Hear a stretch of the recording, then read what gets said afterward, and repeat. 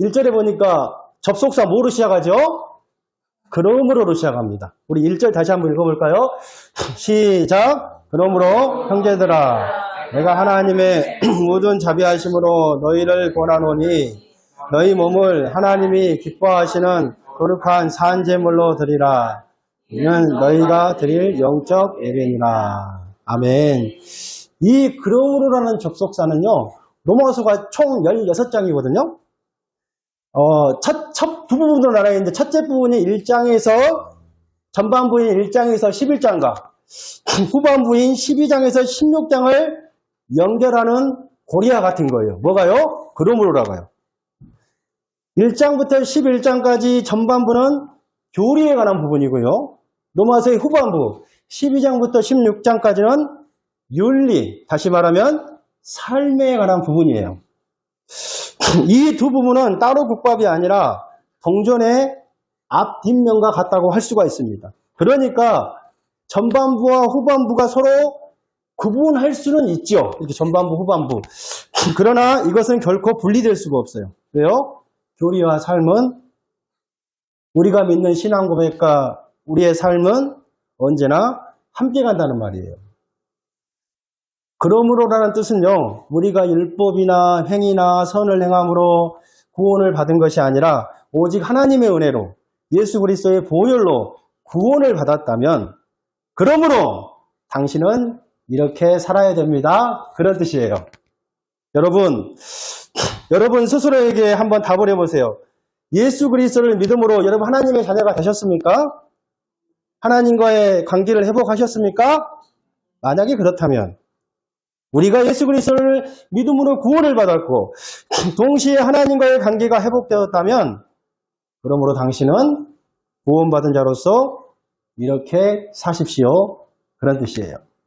신학적으로 이것을 인디카티브와 임페라티브라고 하죠. 이 인디카티브는 직설법이라고 그러고요. 임페라티브는 명령법이라고 합니다. 이 인디카티브와 임페라티브는 영어로는 being, 존재와 doing, 행함과의 관계예요. being과 doing. 다시 말하면 너는 어떤 존재가 되었으니 그 존재에 걸맞게 이것을 마땅히 행해야 된다는 말이에요. 같은 말을 계속 반복하고 있어요. 자, 그렇다면 여러분 우리가 예수 믿고 구원받았으면 어떻게 살아야 될까요? 자, 구원을 받았으니 다 끝난 것입니까? 우리가 영주권을 받기 위해 때로는 몇 달, 몇 년을 위해 고생해왔는데 영주권 땄으니까 다 끝난 거예요? 아니잖아요. 우리가 천국을 선물로 받고 영생이라는 보험이 보장되었으니 이제부터는 내 마음대로 막 살아도 되는 것입니까? 아닙니다. 교리와 삶은 동전의 앞, 뒷면과 같이 서로 구분이 되었지만 결코 분리할 수 없기 때문입니다. 우리가 믿는 교리, 우리가 믿는 신앙은 언제나 삶과 함께하기 때문에 그래요. 그러므로 우리가요, 정말로 하늘로부터 내려온 구원이라는 선물을 마음속 깊이 받아들였다면은 그 구원의 의미를 지식적으로가 아니라 정말로 우리 마음으로 이해했다면은 우리가 그리스도인으로서 하나님의 자녀로서 우리가 여러분 어떻게 살아가야 할까요? 사도 바울은 한번 따라해 보실까요? 영적인 예배를 드리라. 네, 영적 예배를 드리라고 지금 우리에게 명령하고 계시는 거예요. 자, 그렇다면 여러분 영적인 예배가 무엇입니까? 사도 바울은 네 가지를 말씀하고 계세요. 하지 말라는 것 한 가지와 하라는 것 세 가지입니다. 이제 한번 읽어볼까요? 하지 말라는 건 뭐예요? 이 세대를 본받지 말라는 거예요. 하라는 것 세 가지는 뭐예요? 너희 몸을 산제물로 드리라는 거예요. 또 뭐예요? 마음을 새롭게 함으로 변화를 받으라는 거예요. 마지막은 뭐죠? 하나님의 뜻대로 살라는 거예요. 하나님의 선하시고 기뻐하시고 온전하신 뜻이 무엇인지 분별하도록 하라. 살라는 말이에요. 자, 오늘은요, 시간 관계상 두 가지만 나누고 다음 주에 두 가지를 더 나누도록 하겠습니다. 오늘 내가 옆에가 이렇게 허전하나 생각했는데 세연이가 안 왔었어요. 항상 내 옆에서 이렇게 바이올린을 켰었는데 옆에 좀 허전한 것 같아요. 세연이한테 말해줘. 다음 주에는 파티 가지 말라고. 자, 먼저 부정적인 것 하지 말라는 거 먼저 한 가지 살펴볼게요. 2절 우리 한번 다 같이 읽어보겠습니다. 시작. 너희는 본받지 말고 오직 마음을 새롭게 함으로 변화를마다 하나님의 선하시고 기뻐하시고 이 뜻이 무엇이신지 이해하도록 하라. 하나님이 우리에게 원하시는 영적인 예배 첫 번째 뭐라고요? 이 세대를 본받지 않는 거예요. 여기서 본받다라는 단어는 틀을 의미합니다. 틀. 저는 늘 밴쿠버에 있어서 저는 성인이라 한국에 있으면서도 그 포장마차를 굉장히 좋아했었거든요. 특히 겨울에 그 뜨거운 오뎅들 있잖아요. 라떼는 그 카페 라떼들. 그리고 이제 제가 즐겨 먹었던 그 호떡과 맛있는 붕어빵. 이번 제가 여름에 한국에 갔다 와서 붕어빵을 가격을 물어봤는데 못 사 먹었어요. 왜 한국에 이렇게 붕어빵 값이 올랐어요? 물론 밴쿠버보다 싸지만. 밴쿠버에서 붕어빵을 사 먹기 힘들어서 뭐 이현호 목사님 가끔씩 한남에서 조그만 붕어 있잖아요. 이거 사와서 이렇게 몰라요. 또 다음 주에 사올지 몰라요. 아무튼 사 먹기 힘들잖아요. 근데 번화비 한남 옆에서 그 한 아주머니가 붕어빵을 팔잖아요. 5불에 3마리였던 걸로 기억하는데 혹시 생각나시면은 저랑 같이 가서 드시면 좋을 것 같아요. 설빙도 좀 가서 드시고. 저는 매주마다 그 여러분들을 위해서 이렇게 맛있는 걸 사주려고 늘 엑스트라 머니가 있는데 저한테 전화를 잘 안 하시더라고요. 부담 갖지 마시고. 제가 하면은 부담을 가지셔요. 막 그래서 늘 전화하시면 제가 시간을 내가지고 제가 그 맛집 리스트를 가지고 있어요. 그래서 언제든지 전화를 주시면은 아보츠포트도 괜찮고 여기 알도고도 괜찮아요. 연락을 주시면 같이 가면 좋을 것 같아요. 자, 그러면은요. 자, 여러분 붕어빵을 만들기 위해서는 여러분 어떻게 하는지 아십니까? 먼저 진흙으로 붕어빵 모양의 틀을 만들죠. 안 만들어봐서 모르시죠? 사 먹어만 보셔서 저도 몰라요. 그러니까 여러분 쉽게 말해서 본받다는 말은 본을 뜬다는 거예요. 본을 뜬다는 거. 뭐 우리 이빨할 때도 본을 뜨잖아요. 막 크라운 씌울 때도. 결국 이 세대를 본받지 말라는 말씀은 이 세상의 잘못된 가치관의 틀에 자꾸만 자신을 밀어넣지 말라는 말이에요. 여러분 놀라운 말씀입니다. 이 세상에는 잘못된 틀이 있어요. 아까 이현우 목사님 기도하실 때도 캐나다에 정말 그렇잖아요. 선진국에 가면 갈수록 하나님과 반하는 법과 문화와 삶의 양식들이 계속해서 많아지잖아요. 지금 세계에서 가장 잘 사는 나라가 어디예요, 여러분? 네? 북아메리카, 캐나다 말고 밑에 있잖아요. 북아메리카 하나 더 어디예요? 근데 제가 신문에 보니까 세계에서 가장 위험한 나라가 어디래요?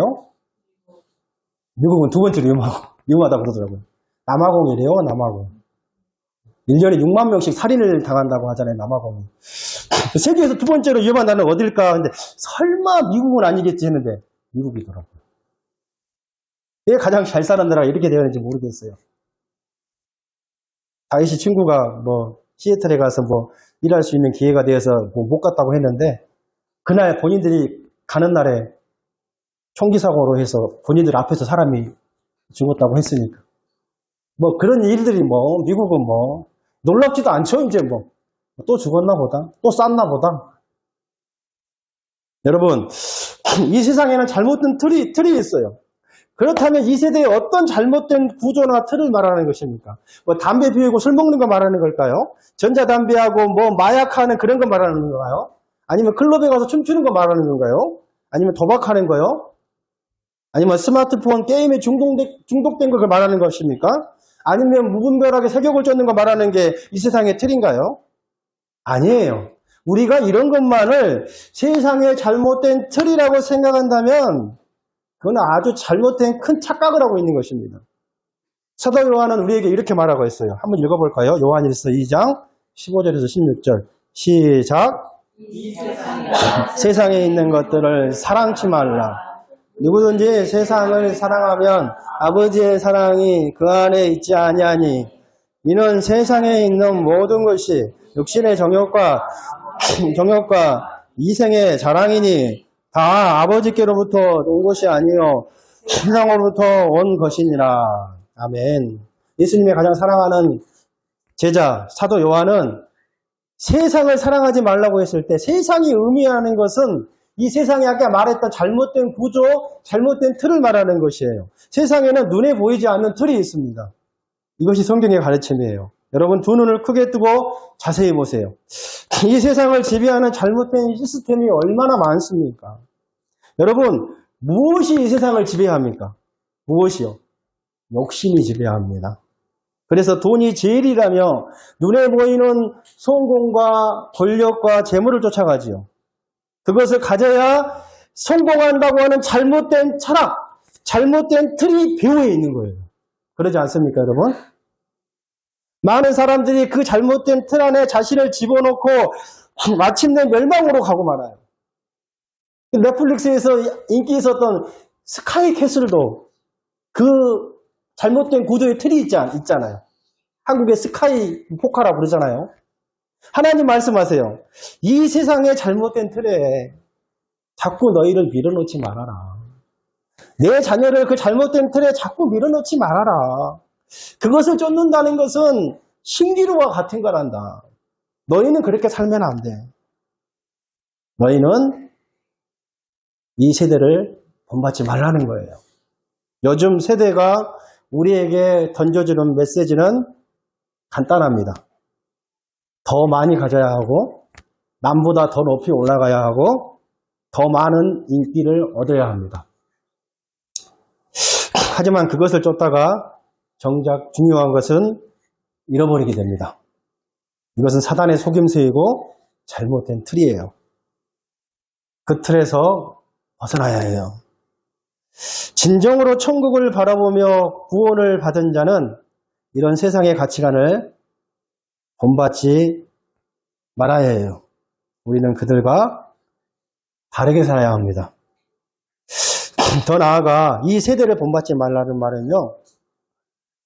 우리들이 가지고 있는 전 세계관에 있어서 세속주의자가 되지 말라는 말이에요.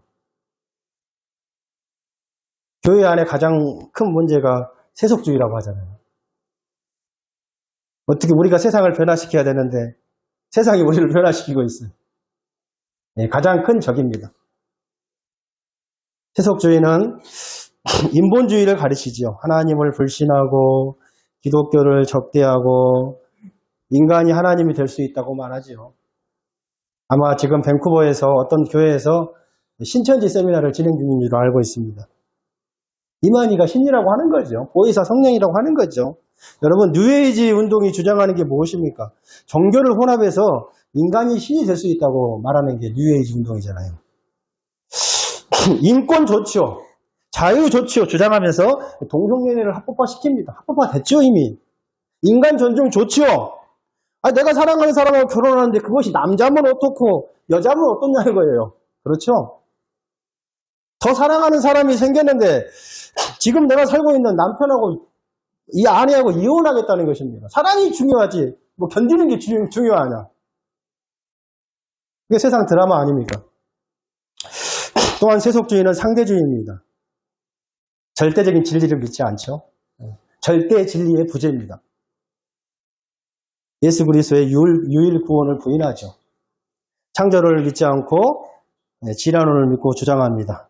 다 비슷합니다. 상대주의, 실용주의, 필요한 것만 받아들이는 거죠. 필요 없으면 안 받아들이는 거예요. 다원주의, 다 같은 뜻이에요. 세속주의는 또한 물질주의를 말합니다. 돈, 명성, 모든 쾌락을 제일로 추구하는 것이죠. 쾌락과 기쁨이 다른 이유를 여러분 아십니까? 하나님보다 그것을 더 사랑합니다. 요즘 대부분의 사람들이 물질주의의 한상에 사로잡혀 있는지 모르죠. 그래서 우리가 늘 그러잖아요. 그냥 장난말로 조물주의에 뭐가 있다고? 고물주가 있다고. 여기서 나온 말이 아니겠습니까? 많은 기독교인들께요. 그것들을 얻기 위해서 얼마나 하나님을 이용해 먹는지 몰라요. 알라딘의 램프처럼 진이같이 하나님을 이용해 먹는 거예요. 믿음을 수단으로 여겨요. 나의 쾌락, 내 기도의 응답, 내 축복을 얻기 위한 수단으로 우리의 믿음을 활용하고 또 그것을 얻기 위해서 얼마나 열심히 기도하는지 몰라요. 그게 우리의 삶의 현 주소입니다.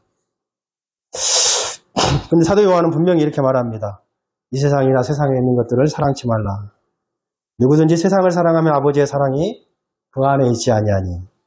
이는 세상의 모든 것이 육신의 정욕과 안목의 정욕과 눈에 보이는 자랑이니 인기라는 거예요. 이것은 다 뭐라고요? 아버지께로부터 온 것이 아니요. 이것이 아담과 하와를 유혹했던 사단의 전략이었죠. 이건 다 뭐라고요? 아버지께로부터 온 것이 아니래요. 세상으로부터 온 것이라. 이 세상도 그 정욕도 지나가되 오직 하나님의 뜻을 행하는 자는 영원히 거하느니라. 아멘. 여러분, 세상은 지나간다고 그랬잖아요. 세상은 변해요, 한마디로. 그러니까요, 세상을 쫓아가는 사람들은 오래가지 못한다는 거예요.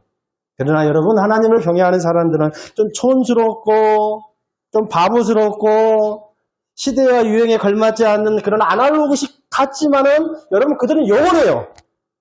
왜 그럴까요? 말씀은 변하지 않기 때문에 그렇습니다. 예수님께서도 마태복음 6장 8절에서 비슷한 말씀을 하셨어요. 그러므로 그들을 본받지 말라. 구하기 전에 너희에게 있어야 할 것을 하나님이 다 너희 아버지께서 아시느니라. 그런데 여러분, 우리가 그걸 알아요. 세상을 따라가면 안 된다는 것을 잘 알아요. 내가 지금 살을 빼야 된다는 것을 잘 알아요. 그렇죠. 아, 내가 이렇게 살면 안 된다는 것을 우리가 알아요, 몰라요? 알아요. 옛날에 난 알아요. 그런 노래도 있었던 것 같은데. 근데 그게 우리에게 쉽지가 않아요.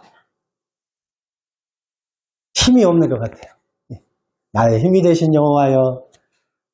우리가 그렇게 고백하잖아요. 나의 힘이 되신 여호와여. 하나님 좀 이렇게 살 수 있는, 행할 수 있는 힘을 좀 줬으면 좋겠는데 참 이게 쉽지 않아요. 우리의 의지가 너무 약한 것 같아요.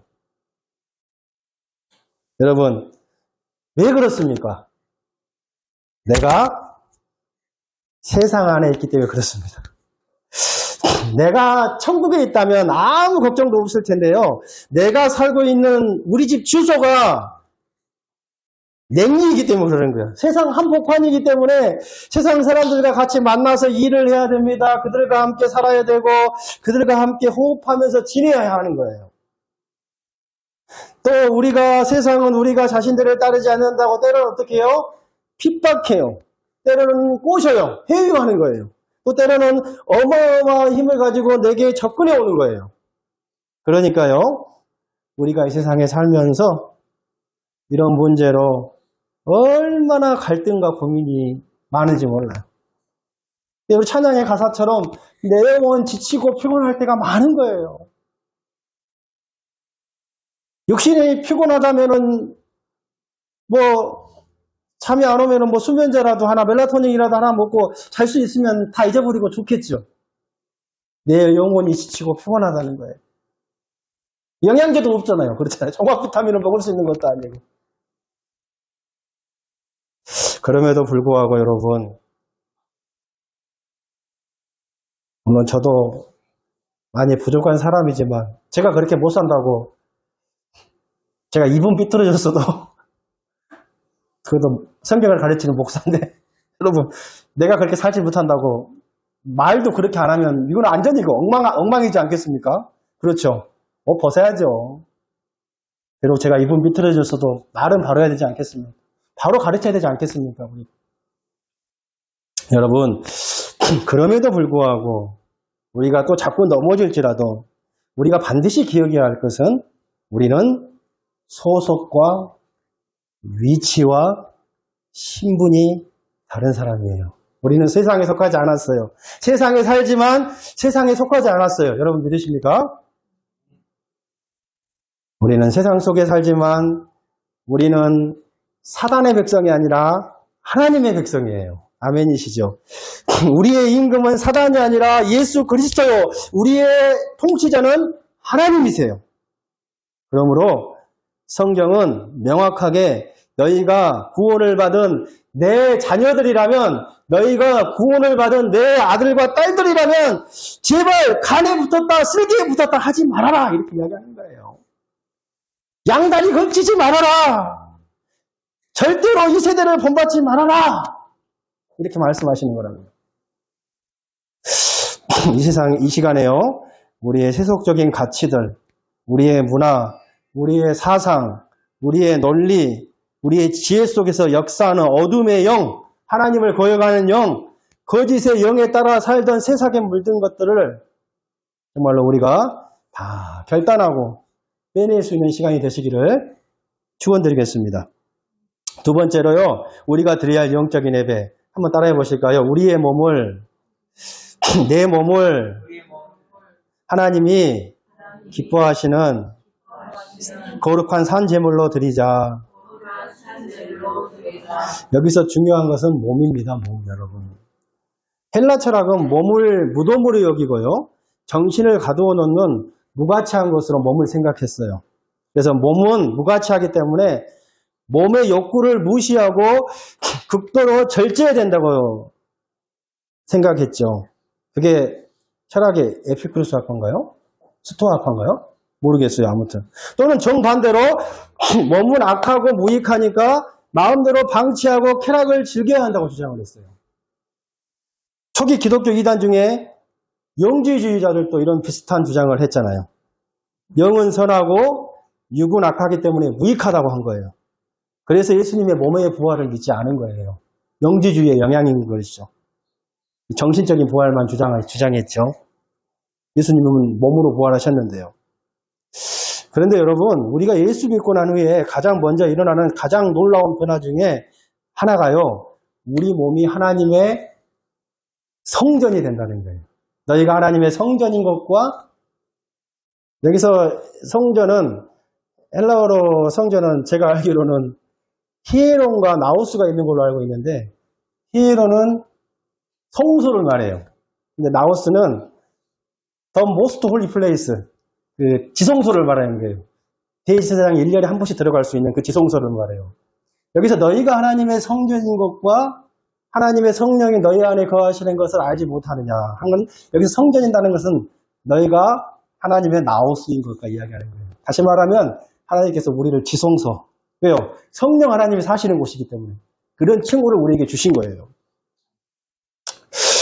물론 그렇다고 해서 우리 신체 속에 어떤 변화가 일어나는 것은 아니지만, 우리가 예수 그리스도를 우리의 구원주와 주님으로 영접하면 하나님의 성령이 우리 안에 찾아오세요. 그 순간 주님을 모시고 있는 우리의 몸을 어떻게 해요? 주님께서 사용하시길 원하시는 주님의 성전이 된다는 거예요. 따라서 우리는 주님의 성전이요, 하나님의 성령이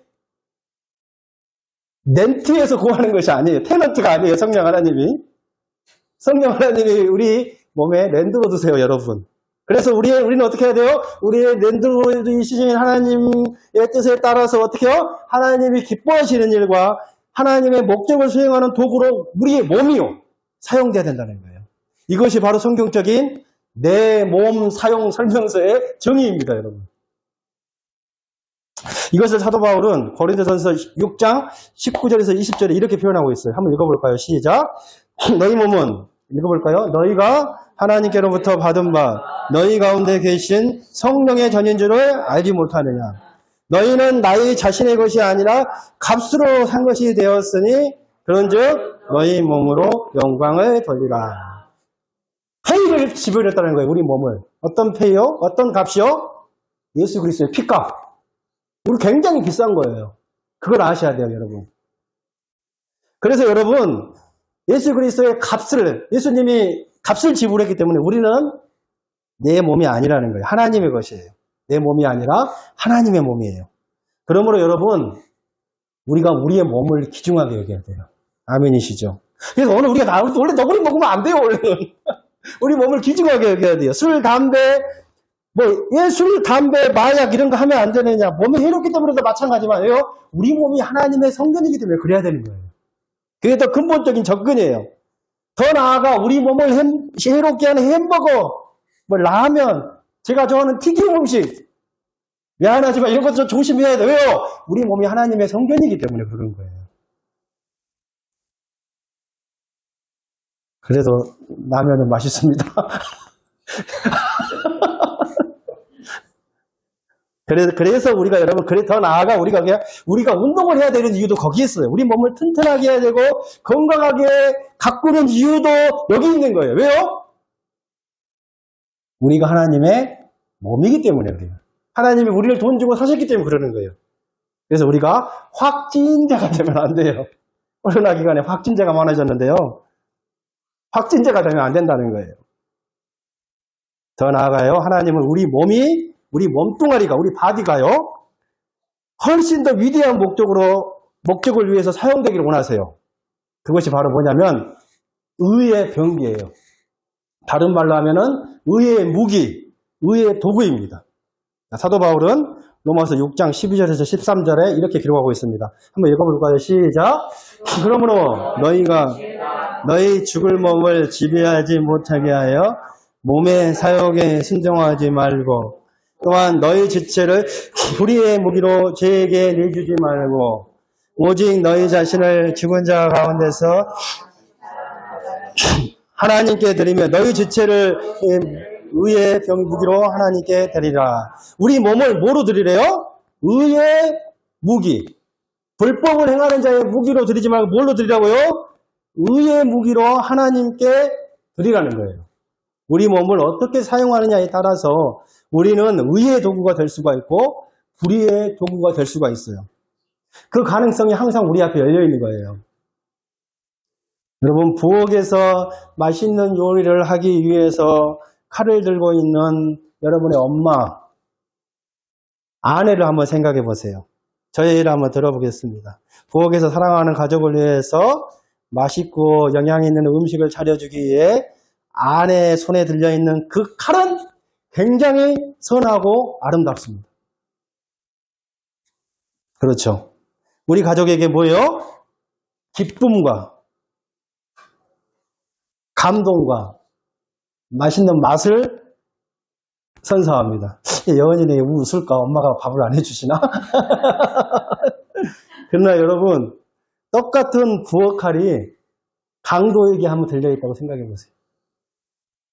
여러분, 얼마나 끔찍하고 무섭습니까? 똑같은 칼인데요.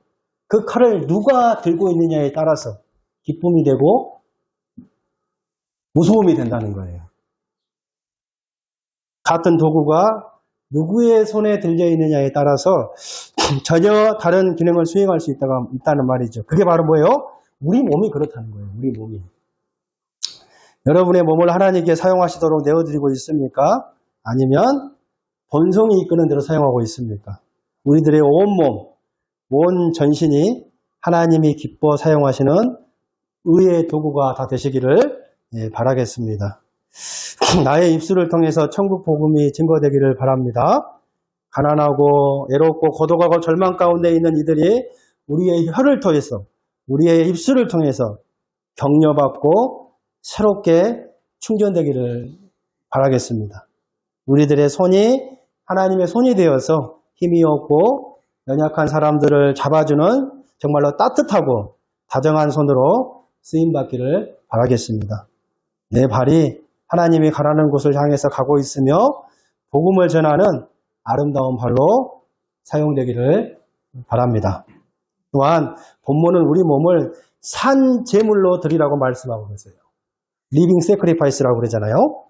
구약시대에는 제단 위에 제물을 올려놓을 때 반드시 각을 떴어요. 죽은 제물, 피 흘리는 제물이 오직 하나님을 위해서만 하나님께 사용되도록 바쳐집니다. 그렇다면 우리 역시 살아있는 제물로 우리의 존재, 우리의 생애 전체를 주님 앞에 어떻게 바칠 수가 있습니까? 여러분, 제가 한 가지 질문을 한번 드려볼게요. 순교 아시죠? 순교. 여러분, 순교가 어려울까요? 아니면 날마다 순종하는 삶이 더 어려울까요? 순교가 어렵다. 한번 손 한번 들어보세요. 그러면은 날마다 순종하는 삶이 더 어렵다. 손 한번 들어보세요. 둘 다 어렵다. 죽으면 죽으리라는 책을 쓰신 안희숙 사모님께서 정말로 순교를 하시려고 하셨는데 못 하셨대요. 그래서 이런 말씀을 자주 하시곤 하셨다고 해요. 하나님, 어쩌자고 순교하지 못하게 하시고 날마다 이 고생을 하게 하십니까? 여러분, 공감 가는 말이죠. 큰 마음을 먹으면요, 진짜 큰 마음을 먹으면 저도 순교할 수도 있을 것 같다는 생각이 들어요. 딱 눈 한 번 감고, 저희 아내가 가부를 만들지 말라고는 했지만은 저도 그냥 딱 눈 한 번 감고 잘 죽으면 이 다음에 기독교 역사에 장덕수 목사, 주님을 위해 목숨 바쳐 순교의 씨앗이 되다. 이렇게 남을지도 모르니까. 어쩌면 인간적인 어떤 영적인 심리의 동기에 의해서 단 한 번 어쩌면 순교가 어떻게 가능할지도 모르겠다. 한번 생각을 해봐요. 그러나 여러분, 정말로 어려운 것이 뭐냐면요. 날마다 죽는 거예요. 날마다 죽는 거. 사도 바울도 그런 거 그랬잖아요. 나는 날마다 죽어라. 리빙 세크리파이스. 살아있는 제물이 되는 거예요. 너희 몸을 하나님이 기뻐하시는 거룩한 살아있는 제물로 드려라. 이것이 바로 영적 예배예요. 정말 날마다 매 시간 매 순간마다 하나님의 뜻을 따라서 주님이 원하시는 말로, 주님이 원하시는 행위로, 주님이 원하시는 삶으로 숨막혀 죽겠습니까, 여러분? 우리가 순교의 정신으로 살아갈 수 있었으면 참 좋겠다는 생각이 들어요. 이렇게 여러분, 내 몸을 하나님이 기뻐하시는 거룩한 산제물로 드리는 것, 그것이 바로 뭐라고요? 영적인 예배라는 거예요. 어쩌면은 이 영적이라는 단어를 더 원문에 가깝게 번역하면은요, 영적, 육적, 영적 좀 어렵잖아요. 더 가까운 말이, 영적이라는 말보다 더 가까운 말은요, 이것이 바로 너희가 드려야 할 이치에 맞는 예배니라 이 말이에요. 더 타당한 예배니라, 더 합당한 예배니라, 더 마땅한 예배니라, 이렇게 드리는 것이 올바른 예배니라. 이게 바로 영적이라는 의미예요. 그러니까요, 내 몸을 하나님이 원하시는 거룩한 산제물로 드리는 것이 바로 우리가 드려야 할 이치에 맞는 합당한 예배고 진정한 예배고 바른 예배라는 말이에요. 자, 예배는 축도와 함께 끝나는 것이 아닙니다. 우리가 드려야 할 삶의 예배는 축도 후에 시작하는 거예요. 정말로 우리가 삶의 전 영역 속에서 우리의 목소리로, 우리의 생활로, 우리의 행동 하나하나가 정말 여러분 합당한 예배로 온전히 드려지기를 진심으로 바라겠습니다. 정말로 우리가 믿는 복음을요, 정말로 우리가 말로 전할 뿐만이 아니라 정말로 복음을 보여줄 수 있는 우리가 되었으면 좋겠다. 그런 생각들을 많이 해요. 여기 밴쿠버에 인도리들 많잖아요. 인도 사람도 되게 많은데 영국이 인도를 아주 오랫동안 통치했었죠. 그래서 인도에서 가장 싫어하는 사람들이 영국의 선교사였다고 해요. 영국의 선교사들이 성경은 가르치지만 많이 힘들게 했죠.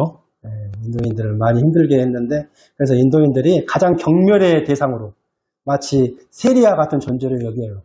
인도에서 영국의 선교사들을. 그래서 인도인들이 그러잖아요. 나는 그들이 믿는 하나님을 믿지 않겠다고. 그렇게 이야기를 해요. 그런데 우리가 성녀라고 불리웠던 마더 테레사가 인도의 칼게타입니까? 칼게타에 가서 이제 복음을 많이 전하고 또 어려운 선교 사업을 하고 고아들을 어머니가 되었잖아요. 인도인들이 그렇다고 그렇게 이야기를 하잖아요. 우리는 성 테레사가, 마더 테레사가 믿는 하나님을 믿는다고. 여러분, 테레사가 믿는 하나님하고 영국 선교사들이 믿는 하나님이 다릅니까? 달라요? 다른 하나님 아니죠? 같은 하나님이에요. 네, 영국 선교사들은 복음을 선포하는 데서만 그쳤고 마다 테레사는 복음을 보여줬기 때문에 그렇습니다. 그게 바로 삶의 예배라는 것을 다시 한번 기억하고 우리도 그렇게 살 수 있게 되기를 진심으로 바라겠습니다.